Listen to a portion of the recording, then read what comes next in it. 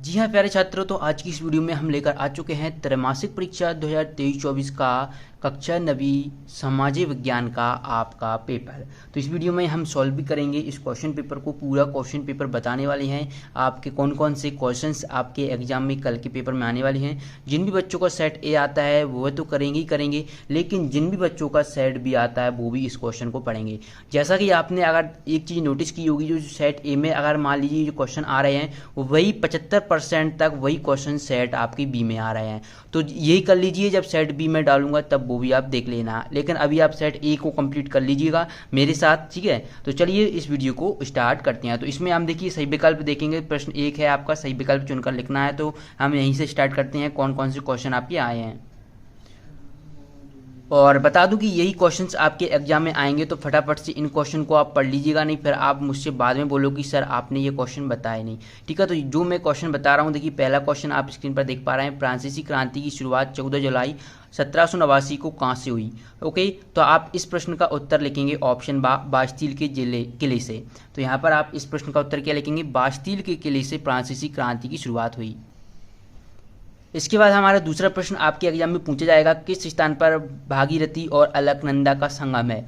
तो आप इस प्रश्न का उत्तर करेंगे देवप्रयाग। तो देवप्रयाग में भागीरथी और अलकनंदा का संगम है। इसके बाद अगला प्रश्न देखिए, अगला प्रश्न आपकी स्क्रीन पर देखने को मिल रहा है, रूस में राजशाही का पतन हुआ, तो ये कब हुआ था। तो इसका आंसर करेंगे 1917 में हुआ, 1917 ईस्वी में इसका पतन हुआ। इसके बाद आपसे प्रश्न चौथा पूछा गया है। प्रश्न चौथे में आप देखेंगे कि लोकतंत्र जनता के लिए, जनता के द्वारा जनता का शासन है, उपरोक्त कथन है। तो ये उपरोक्त कथन किसका है, तो आप इसका उत्तर करेंगे अब्राहम लिंकन का है।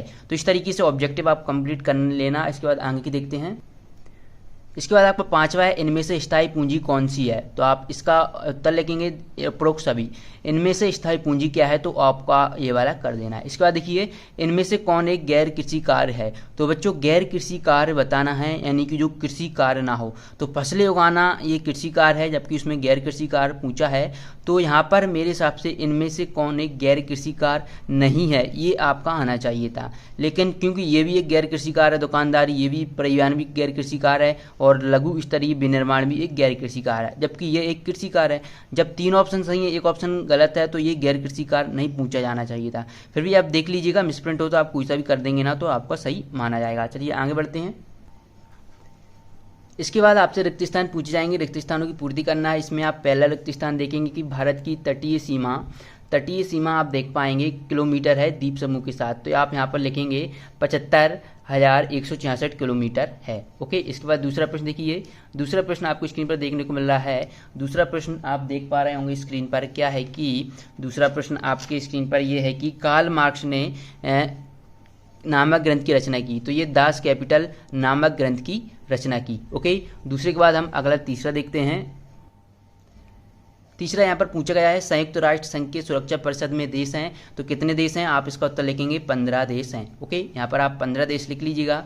इसके बाद आप अगला देखिए कि श्रीलंका की राजधानी है। तो श्रीलंका की राजधानी 2 हैं, एक है कोलंबो, एक है जयवर्धनपुरम।